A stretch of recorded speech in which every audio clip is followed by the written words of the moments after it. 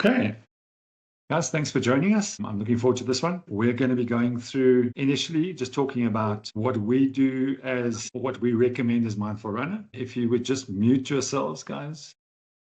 Otherwise, we hear you. Oh, don't worry, I got you. Okay, so what I'm going to do is I'm going to go through what we generally advise as Mindful Runner in terms of nutrition for, especially for ultra running. So this is really an ultra focus, right? We're not too focused here on the short distances, the sort of 5, 10, 21K. There's just more people waiting. So the focus here is on ultra. I'm going to talk through what we do as Mindful Runner and what we advise generally in broad terms. Marie will then jump in and give you a lot more specific information and also some product information and some recommendations. Okay, so let's get going. So our basic fueling principles is hydration first, electrolytes next, then put the fuel in the tank, and carbs are the primary fuel for racing. So without the hydration, none of the other stuff works. If you get dehydrated, the wheels come off. So focus first on your hydration.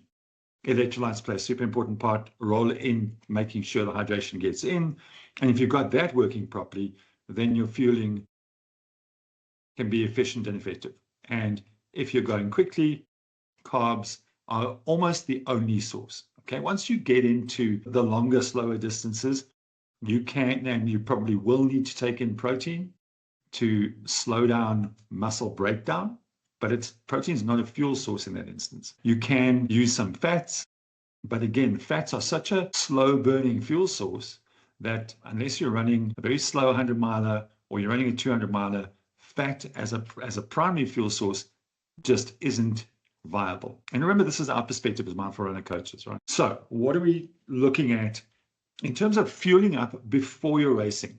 Around about 3 days before, that's when you start to pay attention on getting in more carbs than usual. But don't change your diet. Don't change what you normally eat. Okay? So you're going to be eating the kind of stuff you normally eat.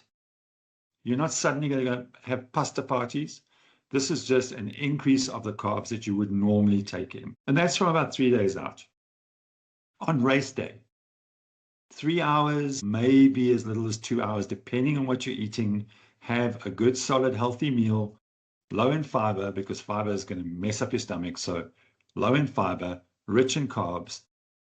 2 or 3 hours, it will have moved through your system, through your stomach and into your small intestine and be available as a fuel source then. So that's, if you're racing early, it's an early breakfast. If you're doing one of the milers, we're starting at 2 o'clock in the afternoon or something, that's a sort of a mid-morning meal.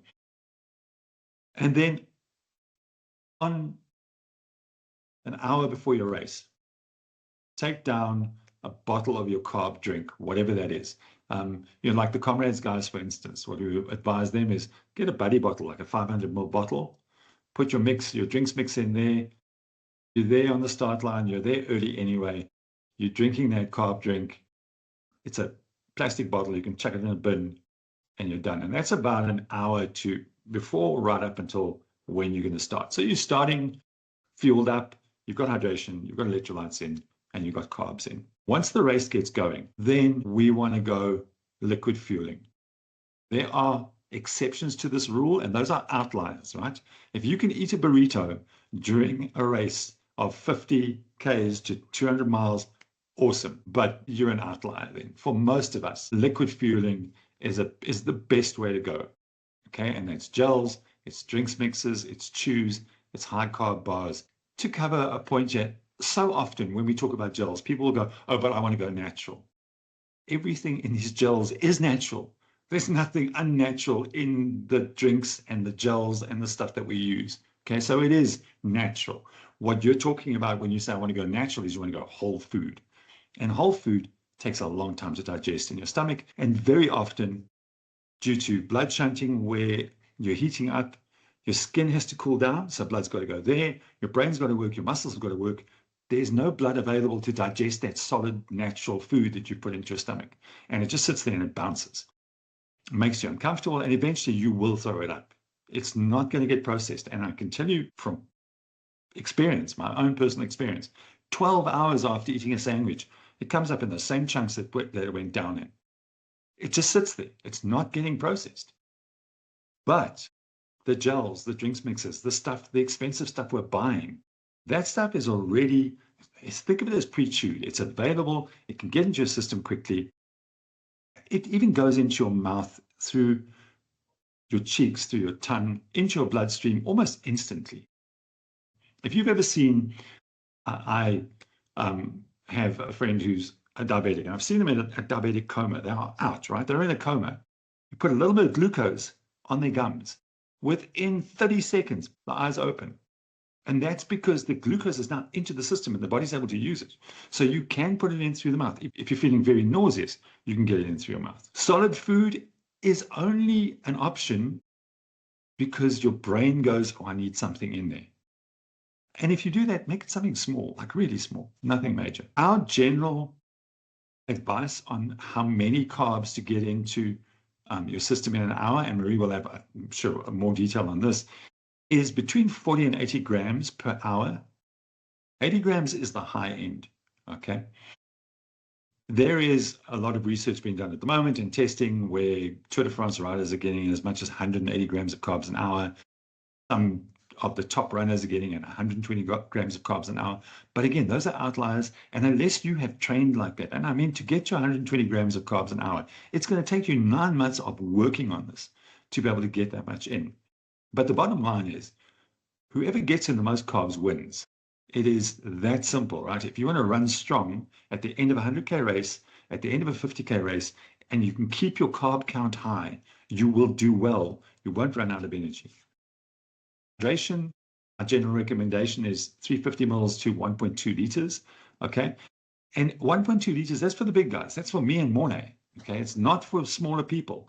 Like, I can get in 1.2 liters and I'm not going to have my kidneys floating out of my mouth. Honestly, for most people, it's probably 350 mils to about 850 for an average kind of person. But that's why we do a sweat test, so you get an idea of just how much you drink. And just keep in mind, you can't replace all of the fluid that you sweat out. It doesn't work that way.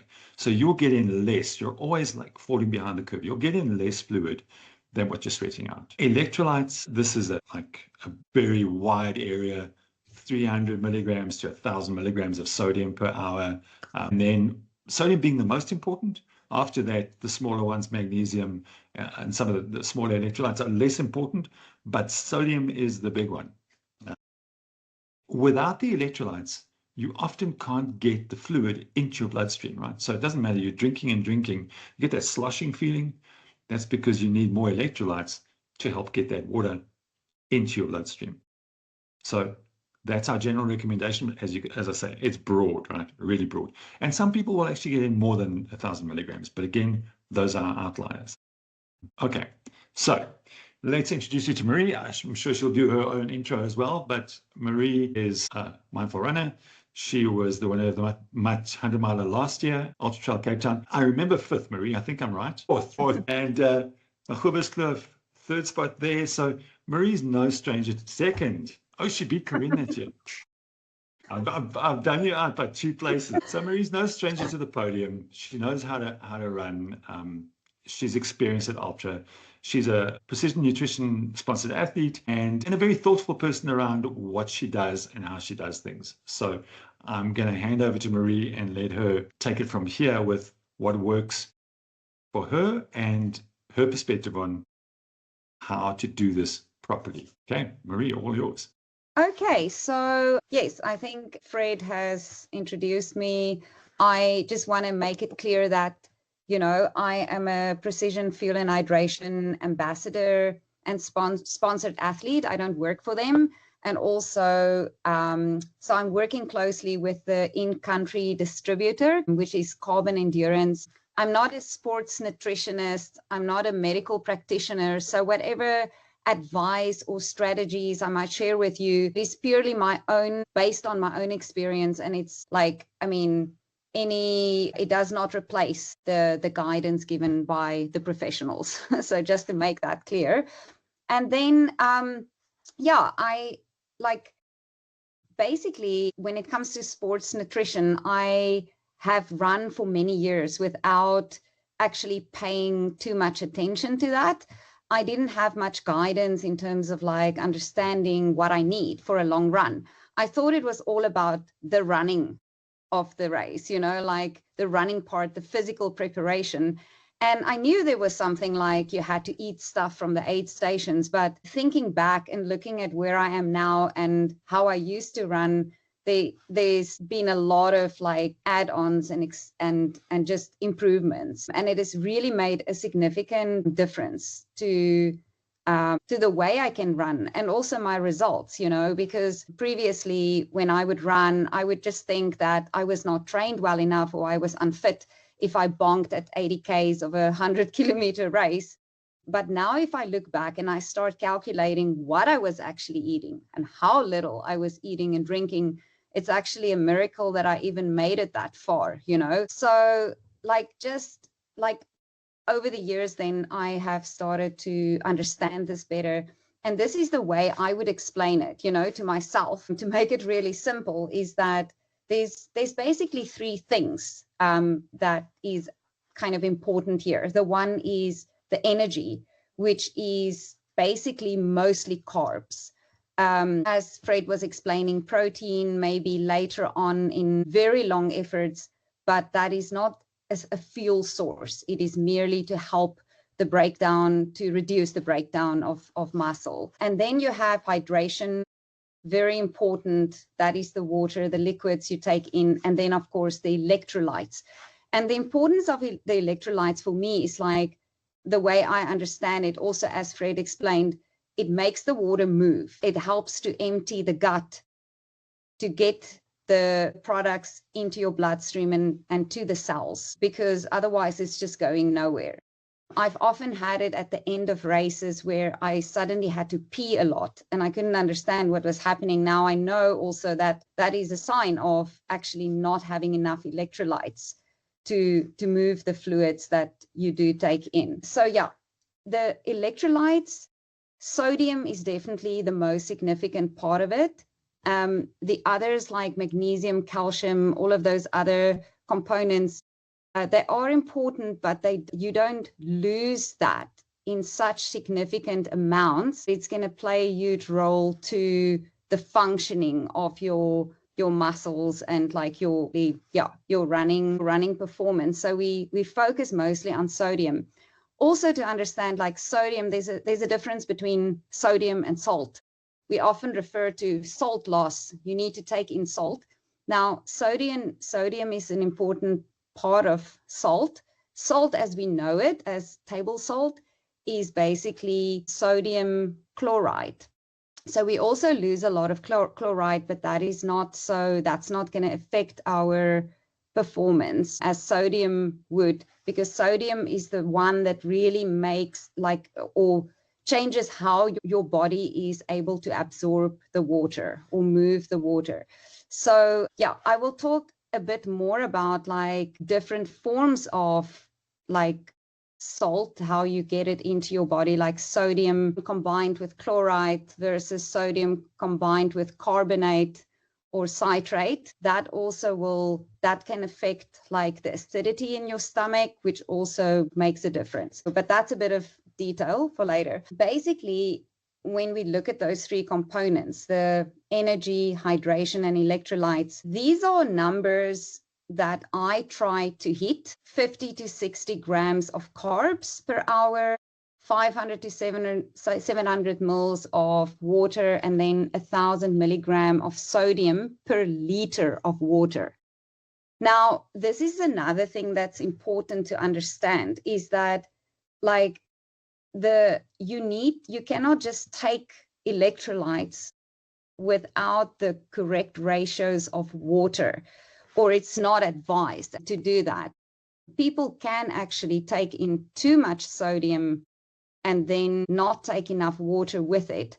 And that is also not a good thing. So it is a good practice to follow the guidelines on the use of electrolytes, whatever form of electrolyte you're going to use, like how much water you should mix it with, or if you're taking the capsules, that you make sure after taking the capsules that you follow up with 500 mils of water over an hour, for example. So you are trying to hit a certain number per liter of water, so that those two always go together, or that's kind of like another way of explaining it.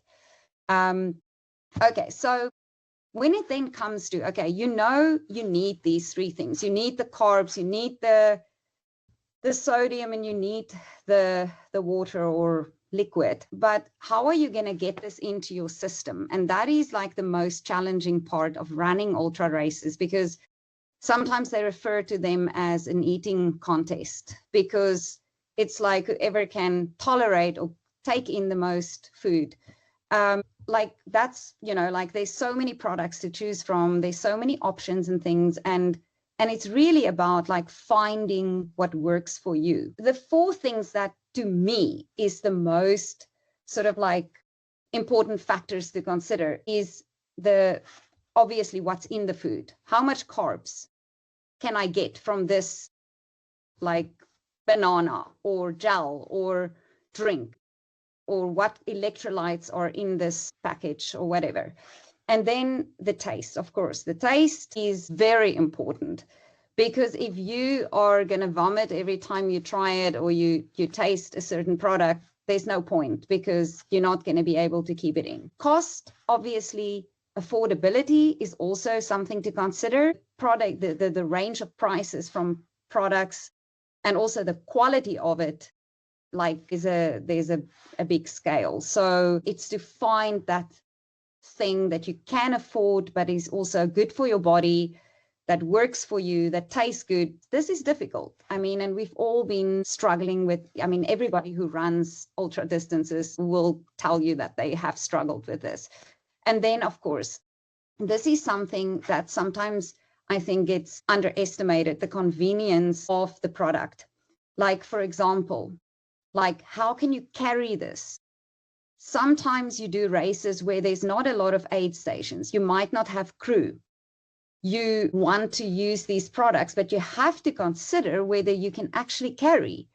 So much of it is the packaging, like, can you package in a way that it is not too heavy, for example? How heavy is the product also? Is it bulky? Is it heavy? Is the packaging bulky? You know, all of those things. And then also, like, how does it fit with your system? Some of us use bladders. Some of us use the soft flasks. And how are you going to kind of divide all the carbs, the electrolytes, the things between the bottles or whatever that you have available? So there's a lot of things to consider here, actually more than what you would think. Okay, so this is just an example of what I have started, what I've been using for the past, like, I would say year, and I haven't done so much racing this year. So in the last few months, I've actually done longer races where I could really try out this strategy. But I have been training with, like, specifically the Precision Products gels and carb drink for a year now. I started incorporating it into my training as well, because, as Fred said, it really takes practice to use what you're going to use on your races. It's not like you have to use it on every single run that you do, but at least on the longer efforts. And then also just like get into the habit of simulating race day in your daily practice. So this is what I have been using in my latest 100-kilometer race, which was a race I used specifically to try out my nutrition plan. So I used a carb-only drink, which means there's only carbs in there. It's a powder that you throw into a bottle, and you can make the ratio. You can do from 15 grams of carbs per soft flask up to 60 grams of carbs per 500 ml soft flask. So that is like the ratio you can, and you have the flexibility of deciding how much carbs you want to put in, which is really convenient. The fact that there's no electrolytes in there means that you can change the ratio, because it's not going to affect the ratio of water with your electrolytes. Then I also use caffeine gels, normal gels, and just one actually chew. Chews are kind of like, they have the consistency, I would say, of Turkish Delight. I like to use that on much slower efforts, but I found that when I run faster, that it's harder for me to chew it and to get it in, to swallow it. I just want to say, as a side note, I'm the person who always said I cannot do gels at all. I don't use gels. I hate them all. I've probably run 27 years without gels, and I have been using them basically since I started training with Fred. Fred never said to me, don't take gels. Oh, that's fine. If you don't take gels, don't take gels. But he basically, in a subtle way, just put that question in my head that, is it not because maybe you haven't tried it enough, or you haven't really seen what a difference that could make in terms of like getting a lot of carbs in an easier way. So I started experimented. I've tried out a lot of different gels. I don't like all of them. Some of them are okay. The ones that I actually have found that works best for me are the precision gels, because of the fact that they're not so sweet. And for me personally, that is a gel that I really could tolerate. And I've actually recently, for the first time in my life, in one race of 16 hours, I have taken 13 gels.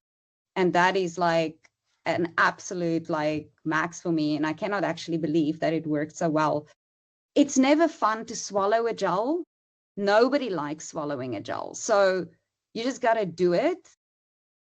Then it's over. And then you get energy and you can run further. So I think also in my mind, I thought, just because it's not pleasant, it's not a good thing.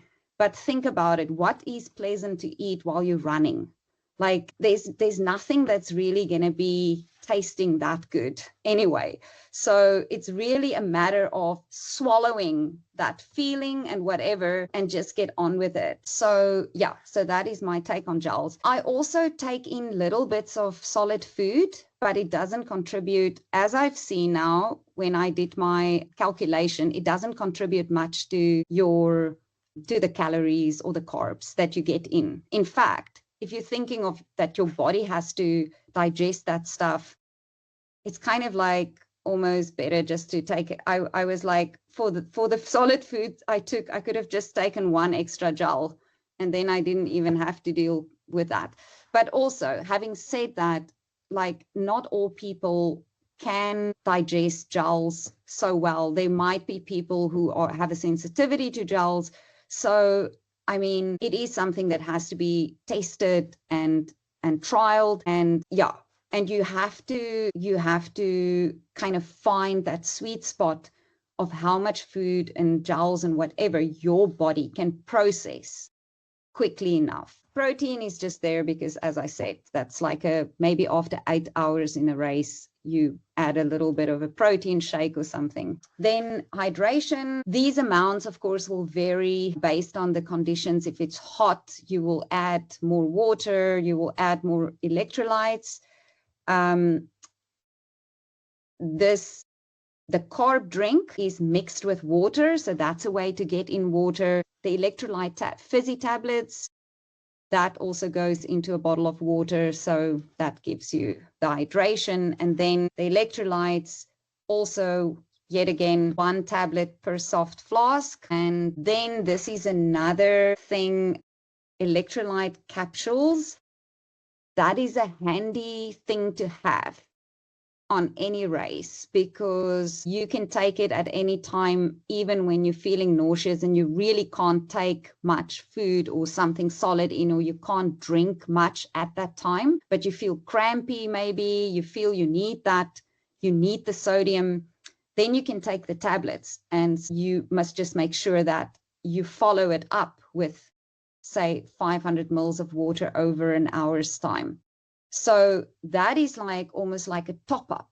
And I use this. I think this is what saved my life on the mud, okay? Because I took some extra tablets. And when I started feeling in the middle of the day, it was so hot, I was starting to feel the symptoms of dehydration. And what I immediately did is I slowed my pace and I popped some of these tablets on top of the electrolytes I was already drinking. And I think that was just like really a saving grace, because I could literally feel how my body recovered from the dehydration. And I was having like 20 kilometers later, I had so much more energy. Okay, so just the way, like, I never did any of this. Like, and when I started doing it, I thought I was, this particular person that is marking my Ziplocs and everything is counted off for every aid station I gave. When I first had a crew at a race, was giving them all these things and they said, whoa, you're so organized.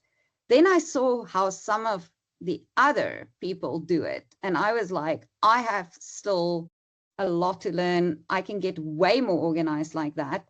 I even remember chatting to Delia one day at the Miler camp, the mindful runner Mutt camp we had last year. And she was saying, no, this is like, it goes in a Ziploc, it's marked, everything is counted. And that's what you get at that aid station.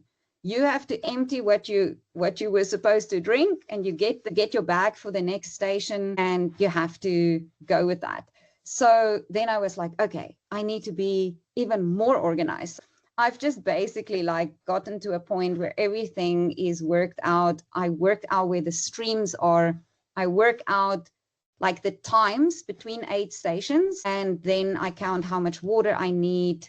And it's much different than for road runs, because for road runs, there's always water and you don't have to, like, there's not so many variables. But here you have to really work it out. And then also keep the empty packaging if you can. I kept all my wrappers. I left some of the other wrappers at my drop bag. And then I put everything together, and then it kind of like becomes like I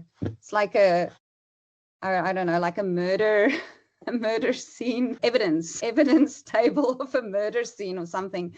But you've got all the things that you've actually eaten. I just put those things as part of the display, the fruit that I've eaten. But there's still like the stuff that's not on there is the hydration, obviously, the water, and then also the Coca-Cola. So what I've discovered through doing this sort of breakdown of how much I took in during this race, this was 16 hours, okay, was that Coke is amazing as a fuel source, because it's so easy to drink. And I had a small cup, 200 ml of Coke at every station. There were 6 stations in total. That contributed, 7, actually, Trail Kiosk was also in there. And at each one of them, I took 200 mils. And that accounted to 161 grams of carbs, which is a lot, like you have to eat a lot of gels to get to that. And I was just thinking, I never even thought of it as something that gave me energy. So yeah, so that is something that surprised me. The other thing that surprised me, if you look at the blue, everything that is in blue, that is the solid food. It's 44 grams in total. That's almost nothing compared to, if you look at the gels, 360. The carb-only drink mix is 315. So you can kind of look at the numbers. And I was like, wow, I didn't want to believe it until I saw it like this. And then also, okay, so that is, you can see, I hit 56 grams of carbs per hour. And a lot of people will think it's not so much, because people say you should, try and hit 60, 80, whatever. But also, every person, I think, has a certain capacity. And like a smaller person, obviously, will not be able to take in 80 grams of carbs that easily, And as Fred also said, practice.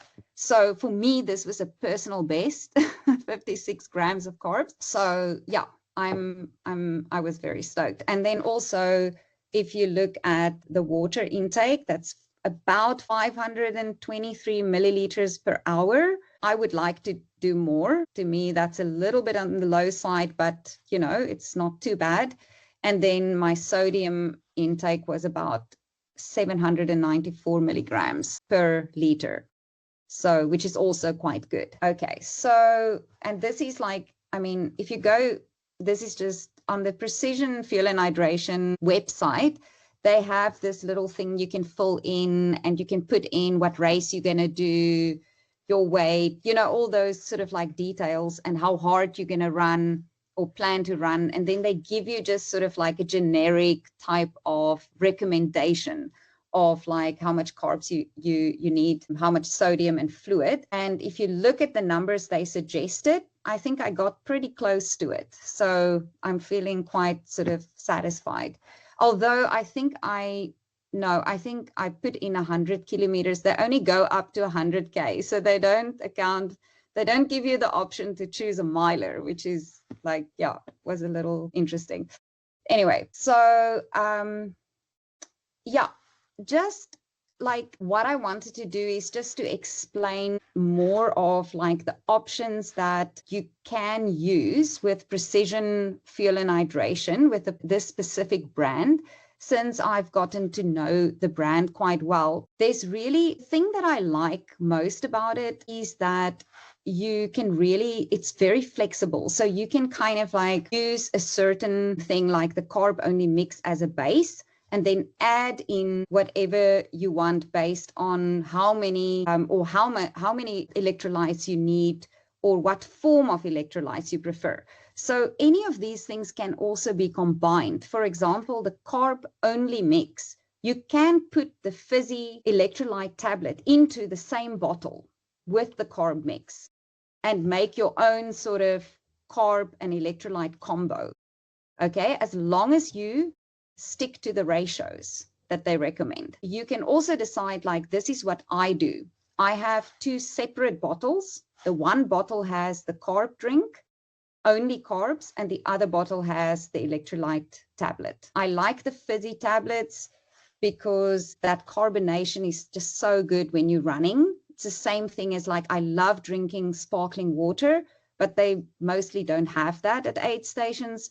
So this gives you that slight carbonation. It's not so much that, you know, like with Coke, it can pop off the little dopey of your soft flask, but this doesn't happen. It's just like a slight, you just have to bite, you know, into the thing, and then it releases the gas, but it's nice. So you have the different options with the different sodium contents. The one that most people use is the 1,000 milligrams per liter. That means in each bottle, you will have 500. Then they have these like little packets, and that is the all naturals range of electrolytes. So how it differs from the fizzy tablets is that there's no artificial sweetener in them. Okay, which is kind of, some people don't like to have any artificial sweetener, even though there's very little in the fizzy tablet, there still is. So these ones are all natural, and they also contain a small percentage of carbohydrates. So about 17 grams per packet, which means that if you want to throw that into a bottle that already has carb drink in it, you just have to be mindful that you don't go over the 60 grams per bottle, you know, with the carbs. And then you have these electrolyte capsules that swallow very easily. They are just like, you can use that also together with the others. All of these are very slightly flavored with lemon. It's a slight, subtle lemon taste. It's not overly sweet. All of the products have the same flavor. Then I think these ones I've already gone through. Basically, it's the gels, the chews, and then you have the carb and electrolyte drink mix. So this is different to the one that I usually use in races because it has the electrolytes built into it. Okay, it will give you 60 grams of carb and 1,000 milligrams of sodium per liter, which means if you divide it into 2 bottles, like 2 500 bottles, each bottle will have 30 grams of carbs and 500 milligram sodium. Okay, and this is the carb only drink mix. You can mix it to the ratio you want. I've already gone over that. Basically just like, yeah, the products are all batch tested and certified for, or tested for banned substances, all of that. And then also vegan. So yeah, for people who are concerned about things like that. The last thing I want to say is just like a few tips. Basically, practice your nutrition during training. It is as important as doing it on race day. And you have to prepare your gut, your whole system for the fuel intake. I mean, like, even if you're thinking about, like Formula One drivers, I mean, like they do practice their pit stops. And it's almost like you have to have that mindset of this is something you need to practice. You need to practice how you're going to do things at the aid station, how you're going to pack your stuff, how you're going to transport it, how you're going to get it into your body. It's all part of the big picture. And then experiment with as many things as possible. Like if one thing doesn't work, don't completely scrap it, like try it again or try it in a different way. I have learned that I had many preconceived ideas about what works for me or not. And I have changed many of those things just because I kept trying.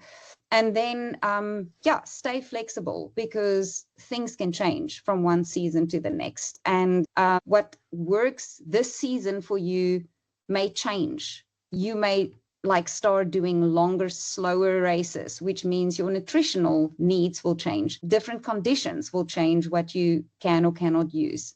And the body changes and we keep changing as individuals. So yeah, don't think that if something didn't work 10 years ago, that it won't work now. And then basically, this is just like to give you the website address of the supplier, distributor of precision fuel products in South Africa. So if you ever wanted to try it, you can get it from this website. That's the only place you can get it from. That and the expos, where they also sometimes have individual products. That's me. Any questions? Awesome. Yeah, thank you, Marie. That was amazing. Yeah, it's so much different to hear from somebody who's actually working with the products and using them for real. So this is real experience. It's not just product promotion at all. Okay, I think, yeah, let's open it to questions. Guys, just unmute yourself, fire away with any questions you have. Presentation, and Fred, and very cool information. So I just got a quick question regarding your carb intake. Does it affect it if you're going to be doing a short, hard, fast run as opposed to the longer, slow one, or do you generally try and stick to the similar requirements? Okay, yeah, that's a good question. I would say I would always try to get in the same amount of carbs. You always try for the maximum that you can tolerate, whether it's a shorter or a longer distance. It is just like I might just not be so concerned about it if it's a shorter race. Say it's a race that's going to take 2 hours, 2 to 3 hours. You can make mistakes in your fueling and get away with it, if I can put it like that, you're not necessarily going to have the best results, or you might be able to run better if you can take in more on a short race as well. But I would then kind of like my main objective, if I'm doing a short, fast race, is to see how fast I can run. And while fueling, and there's a basis that I have to at least hit. I mean, you can't run on empty for 3 hours, but I would not be so worried about sticking religiously to those sort of like I have to take a gel every hour, because on longer runs, whatever you do wrong in the first, I would say 5-6 hours, it's going to come back and bite you in the ass on the last bits of the race. So yeah, so that, I don't know if that answers the question. Thank you very much. Yeah, just to add my 2 cents worth, anything up to 90 minutes, you can probably get away with absolutely nothing. But yeah, beyond that, as much carbs as you can get in, as Marie is saying. And if you get behind that curve, as again, Marie pointed out, 5-6 hours later, you made a mistake in hour 3, you're going to feel it in hour 6, 7, 8, and beyond. That's what's really going to hurt. Diana, did you have a question? Yeah, I just wanted to say I really loved the lesson. It was very insightful and I learned a lot. And my worry so my last 2 ultras, I start to get stomach troubles from about, say, 60 Ks. But I think it is probably, like Fred also think it's maybe because of, I think, low electrolytes, dehydration, and maybe I don't practice enough with my fuel, because you try to save costs on your training runs. Don't hit me with a stick, Fred. Yeah, so yeah, I will definitely take this in and practice on my training runs and future races. My worry. I think we all feel the pain of how much it costs to buy this stuff when we are in training, right? But some of the things, a consideration is, if you're going to be running for 4 hours and you had to buy sandwiches for those 4 hours, the cost is not that different to keeping the fueling going. And the same is true. If I look at, I'm going to do a 200-mile race, I'm going to run for 80 hours. You know how much of the stuff I need is in the thousands, and that's a scary thing. And so then, like when I'm training, I know I should be training with it, and this is what happens with many of us. No, you should be training with it, but it's just the cost of training with it that's quite difficult to cope with. But as Marie said, try and at least do your long runs. The fuel you're going to be using. So I do that. I just think maybe my stomach is not used to. I think I'm very stingy on gels because I don't like it. But I will definitely try to just do it. But yeah, any case, it really helped me this session. I really enjoyed your insights. Thank you. Well, and yeah, I just to follow on what Fred said as well. I think it's important to find that middle ground, like maybe you don't need to use the exact same gels or like on every training run, or even just simulate using something similar, or to just get your gut used to motion with food intake. And then also focus on the electrolytes and the water at the same time, because all of those things work together to move the food, to empty the stomach, to move the food and the liquids from the stomach into your system. So all of those things can play a role in that. And then it is a fact that some people are sensitive to certain things, and it's to figure out what specifically it is, to start to eliminate certain things that you think could have caused that as well. It's fascinating to me that the same words that Marie used, almost exactly the same words that Marie used about maybe the gels don't taste that good, but you get them down and within minutes you can feel your legs coming back. Doug Picard said almost those same words to me about his mud 60K, right? Which was also super high intensity. He ran in like just over 6.5 hours. And he said the same thing. It's like he'd be feeling a bit flat. The thought of getting down a gel felt terrible mentally. But as soon as he got that gel down, he could feel the difference, and away he went. And he also stuck to his nutrition plan, which was getting in, I think he was getting in a bottle an hour and then 2 gels an hour. So, if these guys are doing it, like, it's working. It's clearly working. Yeah, no, definitely. Cool. Anybody else got any questions? You must have covered it so thoroughly, Marie. But nobody wants to ask any more questions. Or they are like fast asleep.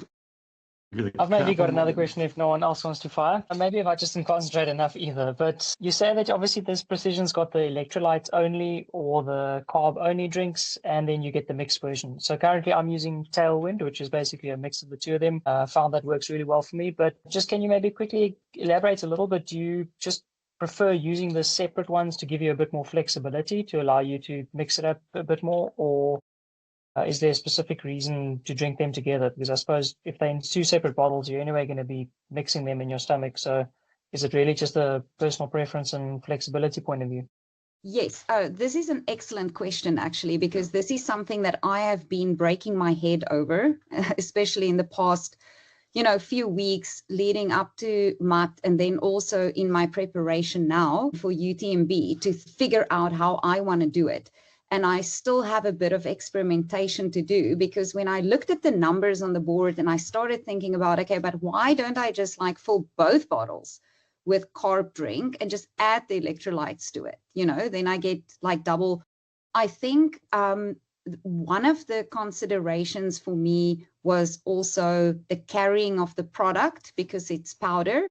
I used to use Tailwind, like a few years ago. I had always had that problem also with Tailwind, that if I take my own Tailwind, you have to, those packs take a lot of space. If you do the pre-packed versions, those like 2 serving whatever packs, but if you put it in the Ziplocs again, it sometimes spills out when there's always that sort of practical element. And with using it as I do now, I like that I can make the one bottle like super high in carbs, which you can't do if you have the mixed version. I can't remember, I think with Tailwind, if you have those 2 serving pack, I think it gives you, is it 25 grams of carbs? So the 2 serving pack will be 54. It's 27 grams of carbs per scoop, and those packs are 2 servings. 54. Yeah. Okay, so that's 54 in that you then have. So like I like the fact that I, can get up to, so I use 60 grams in the one bottle, and then I have the electrolytes, which is just the fizzy. So for me, it was also having that carbonation in the one bottle, and also for ease of like counting, because sometimes I go maybe through a phase where I don't want to drink the carbs and I want to drink more of the electrolyte. And I usually, but I mean, if you think about it, I usually take a sip of each, because I want to make sure that I finish both those bottles over the span of, say, 2 hours. So yeah, it is, at the end of the day, it's a practical thing. I could also combine it. That is an option that I'm looking at. I think for the precision one that is pre-mixed carbs and electrolytes, then you're getting a little bit of a lower count of carbs, because then you will get 30 grams per bottle. So yeah, like I think that the reason I like to use the carb only is that I can really get a lot of carbs per bottle, whether I separate it or do it or put it all in one. I think that the argument against having an all-in-one, like the Tailwind kind of mix, is that when you're running at night, you need less fluid, but you need to get the same amount of carbs in. When you're running in hot temperatures, like in Addo, for instance, you need a lot more in terms of sodium, and you need a lot more hydration in, still the same amount of carbs. So you've got to then either, when you're running a Tailwind, you've either got to make a much more concentrated drink during the day, because you need more sodium in, and then at night make a much more watered down version. And when you're doing that, you're increasing the total carb intake or reducing the total carb intake. So by having this option of going, I've got carbs in one form and I've got electrolytes in another form, and I can make a heavily concentrated carb bottle or a heavily concentrated hydration bottle, depending on the circumstances. Whereas when it's all pre-mixed, you're locked down to, you've got to work ways around of managing that one thing, which is quite tricky.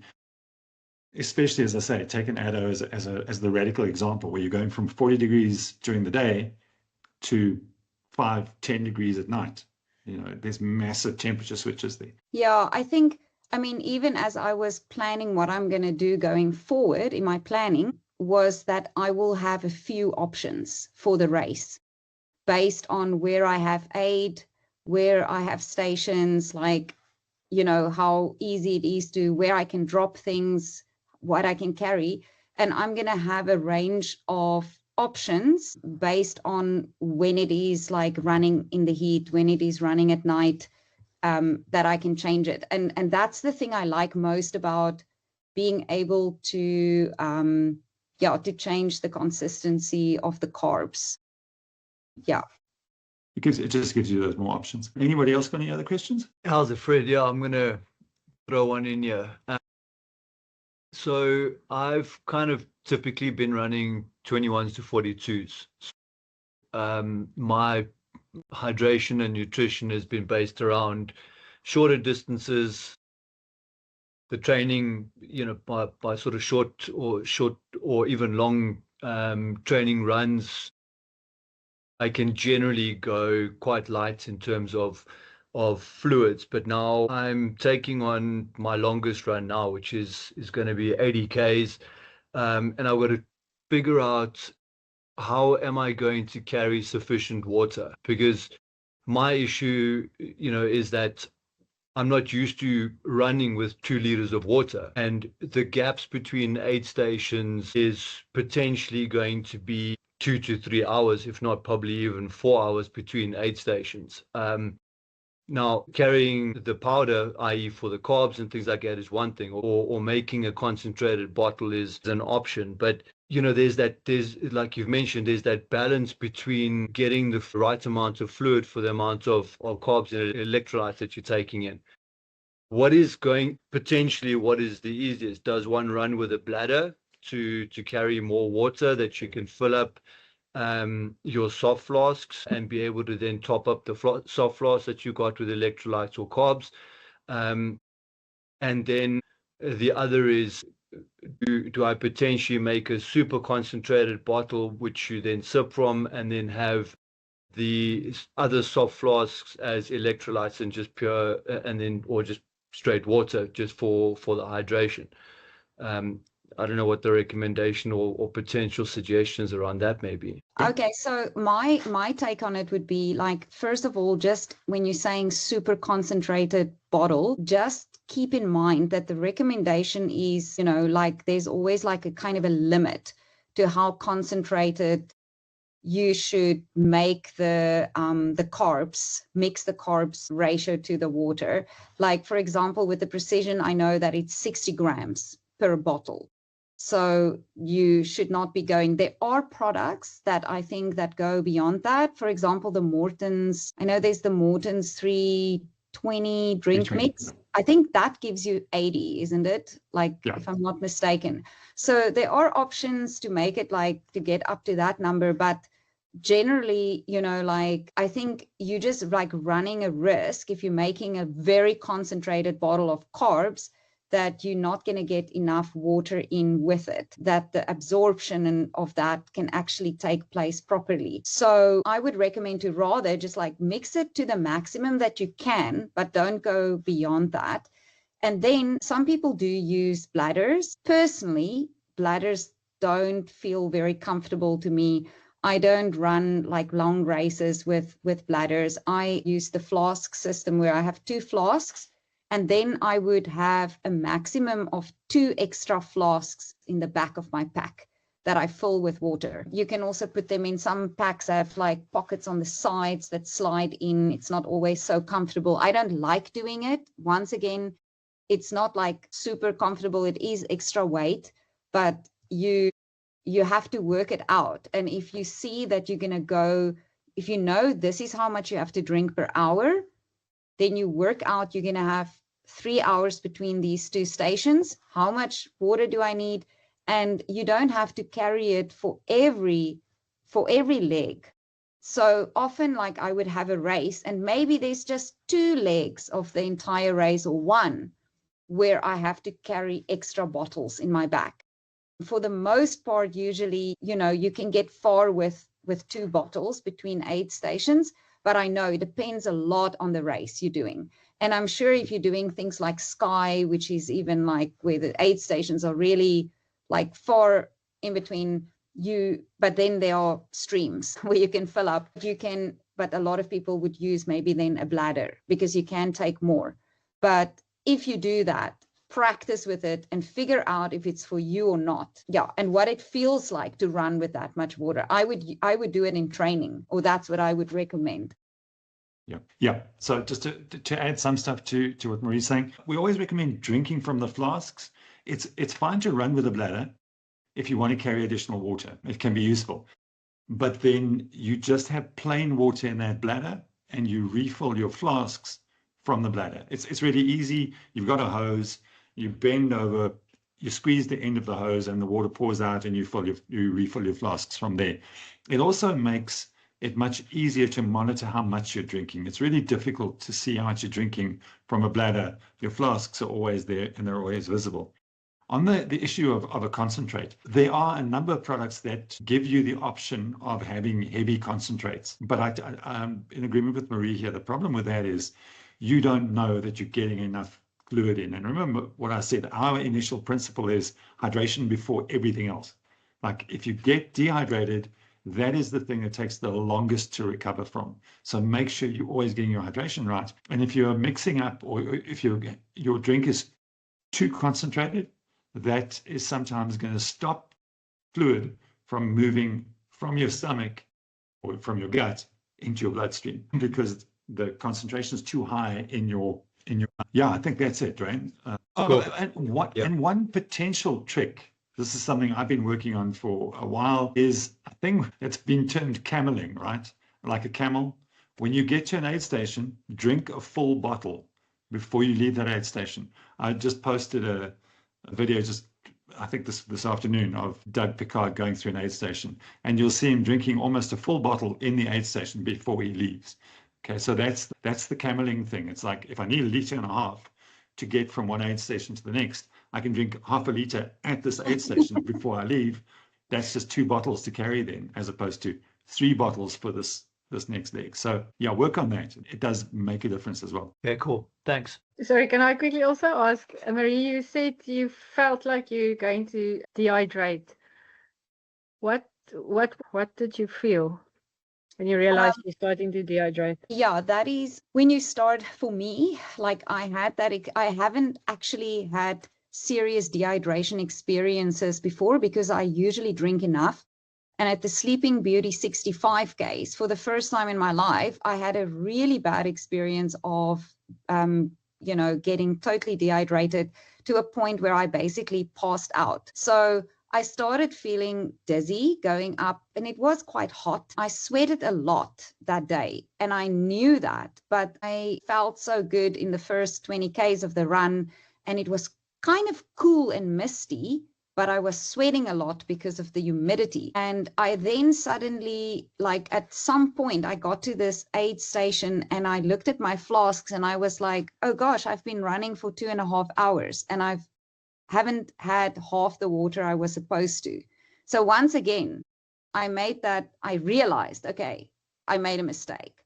But I was like, oh, I'm still feeling fine, just need to drink water from now on. But somehow I also didn't drink enough. And then going up, I started feeling dizzy. And I think that dizziness was something I haven't experienced before on a trail. And then things become sort of like, black around you. And then I realized, okay, this has gone too far. I have to now just like try to get to the top where I can get some water. And then I had to slow down significantly. And it took a really long time before I felt good again, which is different to when you are at a food deficit or whatever. It takes much longer to recover from dehydration than from just not eating enough. So yeah, so basically that is what, and then I started feeling that same symptoms on the mat in the afternoon. I started feeling, and I knew, okay, this was it. I need to drink and take more electrolytes. For Diana, I just wanted to relay my experience of dehydration. Was an hour after finishing Longhaul, so not during the race at all. Sitting in the stands, it started with excessive sweating, tunnel vision, and finally passing out and ending up in the medic's tent. So those were my symptoms. Okay, thank you.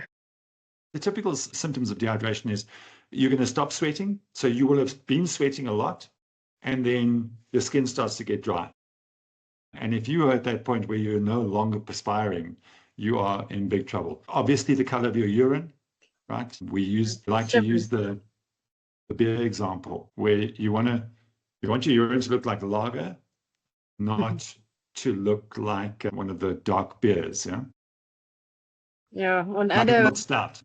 on Addo, I really made an effort to hydrate a lot. So I was checking my pee all the time, and it was Marie, thanks so much. This is really valuable. I think this kind of sharing, where we're getting really practical discussions from people who are actually out there doing it, I think it's invaluable to add this information into the collective pool of info we have.